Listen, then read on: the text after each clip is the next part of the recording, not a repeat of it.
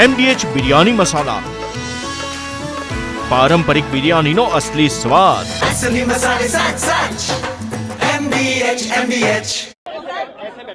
લગભગ 25 પક્ષોના સાંસદો આ કૂચમાં જોડાયા છે. મલ્લિકાર્જુન ખડગે આ સાંસદોને સાંજે રાત્રિ ભોજન માટે પણ આમંત્રણ આપ્યું છે. આરજેડી, ટીએમસી અને ડીએમકે પક્ષોના ઘણા મોટા નેતાઓ આમાં જોડાઈ શકે છે તેવી પણ શક્યતાઓ છે અને આ કૂચ શરૂ થઈ ચૂકી છે, જે સંસદ ભવનથી ચૂંટણી પંચ કાર્યાલય સુધી ચાલુ રહેશે. એવું પણ કહેવામાં આવી રહ્યું છે કે દિલ્હી પોલીસને આ કૂચ વિશે જાણ કરવામાં આવી નથી કે પછી પરવાનગી પણ લેવામાં નથી આવી. તો ઇન્ડિયા બ્લોક ફૂટ માર્ચ ઉપર ભાજપ સાંસદ પ્રતાપચંદ્ર સારંગીની પ્રતિક્રિયા પણ સામે આવી હતી. તેમણે તેમાં કહ્યું હતું કે જેમ વડાપ્રધાન મોદીએ કહ્યું હતું કે કેટલાક લોકો આંદોલનના શોખીન હોય છે, જેઓ વિરોધ કર્યા વિના રહી શકતા નથી.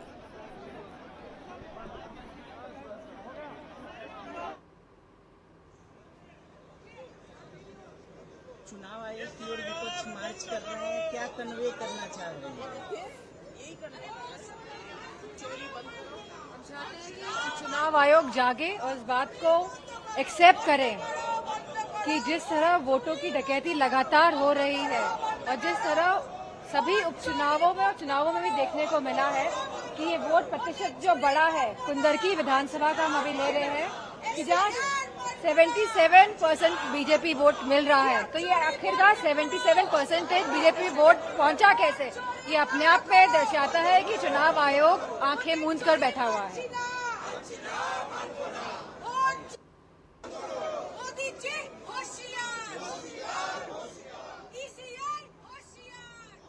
हम लोग मीटिंग, अच्छा आप लोगों के वोट इसमें नहीं होगा.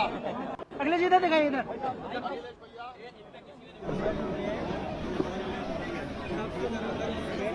छोड़ दीजिए और देखो इधर से. આ જ મુદ્દે અમારા સંવાદદાતા નરેન્દ્ર રાઠોડ જોડાયા છે ફોનલાઈન પર. નરેન્દ્ર, દિલ્હીમાં રાહુલ ગાંધીની આગેવાનીમાં વિપક્ષ દ્વારા રેલી કરવામાં આવી રહી છે, ઉગ્ર સૂત્રોચ્ચારો પણ કરવામાં આવી રહ્યા છે. શું વધારે અપડેટ? આજે 16મો દિવસ છે અને આજે વોટ ચોરીને લઈને રાજનીતિ વધારે તેજ થતી જોવા મળી રહી છે અને વિપક્ષી સાંસદો જે છે એ ઈસી કાર્યાલય છે ત્યાં જવા માટે કૂચ એમના દ્વારા કરવામાં આવી છે, પરંતુ આ તમામ જે સાંસદો છે એમને અત્યારે હાલ રોકવામાં આવ્યા છે. મહત્વનું છે કે રાહુલ ગાંધી, પ્રિયંકા ગાંધી સહિતના તમામ જે વિપક્ષી દળો છે એના સાંસદો આ રેલીમાં જોવા મળી રહ્યા છે. અગાઉ જે માહિતી પ્રાપ્ત થઈ હતી એમાં સ્પષ્ટ એ બાબત જોવા મળી હતી કે ઇલેક્શન કમિશને આ સાંસદોના એક જૂથને મળવા માટે 12 વાગ્યાનો સમય આપ્યો હતો, પરંતુ એમાં માત્ર ને માત્ર 30 સાંસદોને જ ઈસી મળવા માંગે છે એ પ્રકારનો દાવો અથવા તો એ પ્રકારની વાત રજૂ કરવામાં આવી હતી. જોકે આ જે વિપક્ષી સાંસદો છે એ લગભગ 250 જેટલા અત્યારે હાલ સાંસદો આ રેલીમાં ઉપસ્થિત છે અને એના જ કારણે પોલીસ દ્વારા આ સાંસદોને હાલ રોકવામાં આવ્યા છે. અને ઇલેક્શન કમિશને જે જયરામ રમેશ કે જેઓ કોંગ્રેસના નેતા છે એમને એક પત્ર પણ લખ્યો છે, કારણ કે કોંગ્રેસ તરફથી અથવા તો વિપક્ષ તરફથી જયરામ રમેશ સતત કોમ્યુનિકેટ કરતા હતા અને એના જ કારણે એમને જે ઈસી દ્વારા જે પત્ર લખવામાં આવ્યો છે એમાં સ્પષ્ટ કહેવામાં આવ્યું છે કે 30 સાંસદોને મળવા માટે ઇલેક્શન કમિશન તૈયાર છે. અત્યારે હાલ આ તમામ સાંસદોની જે કૂચ ઇલેક્શન કમિશન સુધી પહોંચી રહી હતી એને રોકવામાં આવી છે. વી વોન્ટ જસ્ટિસ ના નારા આ તમામ સાંસદો લગાવતા હાલ જોવા મળી રહ્યા છે. મહત્વની વાત એ છે કે રાહુલ ગાંધી દ્વારા થોડા દિવસ પહેલા એક ઇલેક્શન કમિશનને લઈને અથવા તો વોટ ચોરીને લઈને એક પ્રેઝન્ટેશન રજૂ કરવામાં આવ્યું હતું. પહેલા એ પ્રેઝન્ટેશન મીડિયા સમક્ષ રજૂ કરવામાં આવ્યું હતું, પરંતુ ત્યારબાદ જે વિપક્ષી સાંસદો અથવા તો વિપક્ષી પાર્ટીઓ છે એ એક રૂટ પર આવે અને એના જ કારણે જે એમનું દિલ્હી સ્થિત નિવાસસ્થાન છે ત્યાં તમામ સાંસદોને બોલાવવામાં આવ્યા હતા. તમામ જે રાજકીય પાર્ટીઓ છે કે જેઓ ઇન્ડિયા ગઠબંધનમાં જોડાયેલી છે એમની સાથે એક બેઠક કરવામાં આવી હતી. આમ આદમી કે જે અત્યારે હાલ ઇન્ડિયા ગઠબંધનનો ભાગ નથી, પરંતુ જ્યારે વિપક્ષી એકતાની વાત છે ત્યારે આમ આદમી પાર્ટી પણ આ જે કૂચ છે એમાં જોડાઈ છે અને તમામ લોકોની એ માંગ છે કે ડિજિટલ કોપી આપવામાં આવે. આ સિવાય વોટ ચોરીના જે આક્ષેપો વિપક્ષ દ્વારા અથવા તો રાહુલ ગાંધી દ્વારા જે લગાવવામાં આવ્યા છે એને લઈને તમામ વિપક્ષી પાર્ટીઓ એકજૂથ જોવા મળી રહી છે.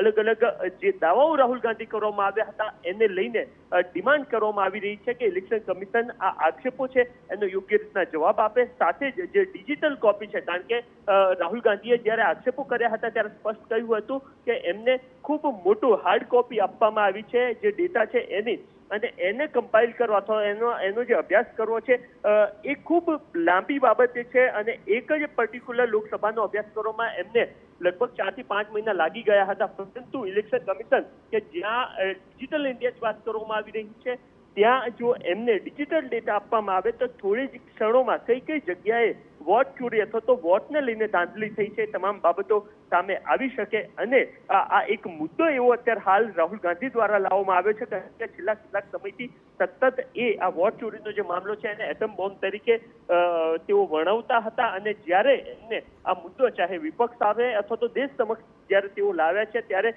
કમસે કમ એ પ્રશ્ન તો ઉભો થઈ ચૂક્યો છે કે निर्णायक फैसला, ये मुहिम जो राहुल गांधी जी ने जिसकी शुरुआत की है, अब पूरे देश के लोग, सब राजनीतिक दल इससे जुड़ चुके हैं. जब तक दूध का दूध पानी का पानी नहीं होगा, ये आंदोलन चलेगा. જ્યાં સુધી સત્ય સામે નહીં આવે, જ્યાં સુધી દૂધનું દૂધ અને પાણીનું પાણી નહીં થાય, ત્યાં સુધી આ આંદોલન છે તે ચાલુ રહેશે તેવું કહેવામાં આવ્યું હતું.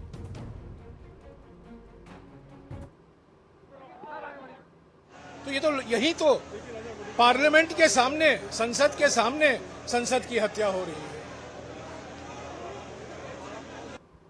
Being stopped over here only the Parliament Street, we are not being allowed to march towards the to ECI. Although the ECI is saying that we are agreed to meet you at 12 o'clock. A delegation of 30 MPs. So how do you see this? So look, for me the issue is very simple. Congress નેતા મનીષ દોશી પણ આપણી સાથે જોડાઈ ગયા છે. મનીષભાઈ, જે પ્રકારના આક્ષેપો કરવામાં આવ્યા છે રાહુલ ગાંધી દ્વારા અને આજે દિલ્હીમાં આ કૂચનું પણ આયોજન, શું કહેશો? નિશ્ચિતપણે સમગ્ર દેશની અંદર સૌથી મોટી ચિંતાની સત્તામાં કોણ છે, વિપક્ષમાં કોણ છે, એના કરતા આ દેશનું લોકતંત્ર પર છે. આ દેશની સૌથી મોટી બંધારણીય જવાબદારી ભારતીય ચૂંટણી પંચ ઉપર છે. જે ચૂંટણી પંચ ઉપર આપણે ગૌરવ લઈ શકીએ પારદર્શક વ્યવસ્થા માટે.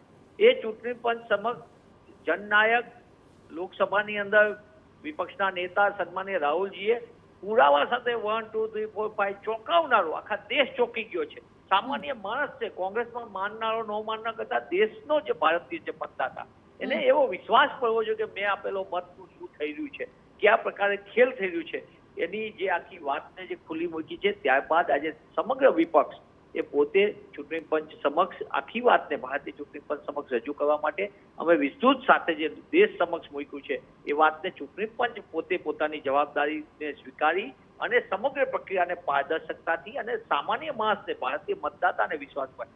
કારણ કે જે રીતના પુરાવાઓ સામે આવ્યા એક પછી એક, મતદાતાઓ મતસૂચિ ખોટી, મતદાતાઓના એક કરતા વધુ નામો એક જ જગ્યાએ અલગ અલગ કાર્ડથી મતદાન કરે, એક જ એડ્રેસ ઉપર નંબર ઓફ વોટર્સ જે મતદાતાઓ છે એની નોંધણી થઈ હોય, અનેક પ્રકારની ગેરરીતિ ભરેલી ચૂંટણી એક લોકતંત્ર માટે ઘાતક છે. અને ત્યારે આ દેશના સંવિધાનને બચાવવા અને લોકતંત્રને બચાવવા માટે રાહુલજીના નેતૃત્વની અંદર સમગ્ર વિપક્ષે અત્યારે ભારતીય ચૂંટણી પંચ સમક્ષ રેલી સ્વરૂપે ગયા છે. આ ગાંધી ચિંધ્ય માર્ગ છે અને અમે આશા રાખી કે ભારતીય ચૂંટણી પંચ એની બધાની ફરજ નિભાવે. દુઃખ સાથે કહેવું પડે કે પ્રશ્ન પૂછવામાં આવે છે, જેને વિશ્વાસ અપાવવા માટે પ્રશ્ન પૂછવામાં આવે છે ચૂંટણી પંચને, અને જવાબ ભાજપ આપે છે. એટલે ભાજપાની મનની મેલી મુરાદ ખુલ્લી પડી ગઈ છે દેશ સમક્ષ અને એના કારણે ગભરાયેલા, ડગડગી ગયેલા, એ ભારે દબાણ હેઠળ કામ કરતું ચૂંટણી પંચ પોતાની મૂળભૂત જવાબદારી સ્વીકારે એ વાત લઈને અમે ચૂંટણી પંચ આગળ ગયા છે. હું આશા રાખું છું કે ભારતીય ચૂંટણી પંચ એની નૈતિક જવાબદારી છે, બંધારણીય ફરજ છે, એનું પૂર્ણપણે પાલન કરી અને વિશ્વાસ અપાવ્યા દેશના મતદાતાઓ. કારણ કે મત એકમાત્ર એવી વસ્તુ છે સંવિધાનમાં કે મને ને તમને અને સહિતને દેશને અમીર ગરીબ સૌને એક મતનો અધિકાર છે. ત્યારે મને મારા મતની ચોરી ન થાય. માંગીશ આપ અમારી સાથે જોડાયા તે બદલ આપનો ખૂબ ખૂબ આભાર. MDH કિચન કિંગ મસાલા રસોડામાં હોય તો આપણે કાંઈ પણ બનાવી શકીએ છીએ. રીંગણાનો ઓળો, બટેટા ફુલાવર, ભીંડી મસાલા અને બીજું ઘણું બધું. MDH